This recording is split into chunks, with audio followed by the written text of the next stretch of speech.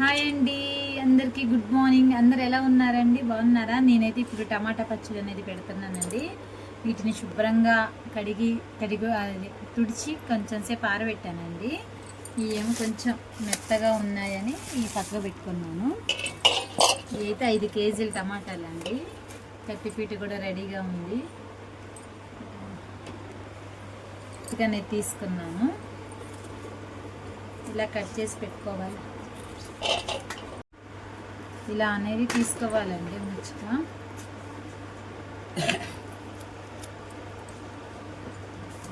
తీసుకొని ఇట్లా ముక్కలుగా కట్ చేసుకోవాలి.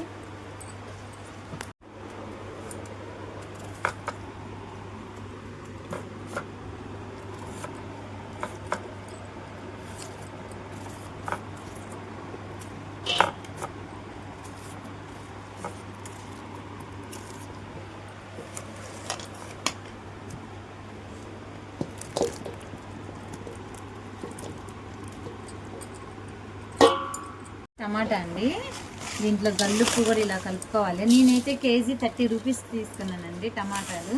ఇక్కడైతే రేటు బాగుంది. అప్పుడు కొంచెం చౌకగా ఉంది కానీ అప్పుడు పెట్టలేదు.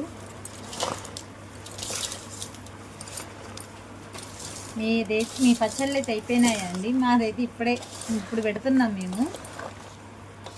ఇది ఒక 3 డేస్ వరకు వీటిని ఈ బకెట్లో పెట్టుకొని ఉంచుతానండి. జాడీలు అయితే లేవు, ఇది బకెట్లో పెడుతున్నాను. వీటిని మంచిగా కడుక్కొని వాటర్ లేకుండా బకెట్ని కూడా ఆరబెట్టుకోవాలి. ఉప్పు తగినంత వేసుకోవాలన్నమాట. గల్లుప్పు అయితేనే యూజ్ చేసుకోవాలి.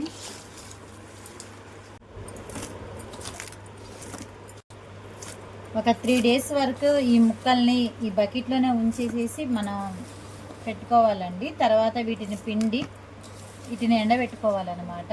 వీటిలో వాటర్ను కూడా మనం ఎండలో ఈ ముక్కలు ఎండేంత వరకు వాటర్ను కూడా మనం పెట్టుకోవాలి.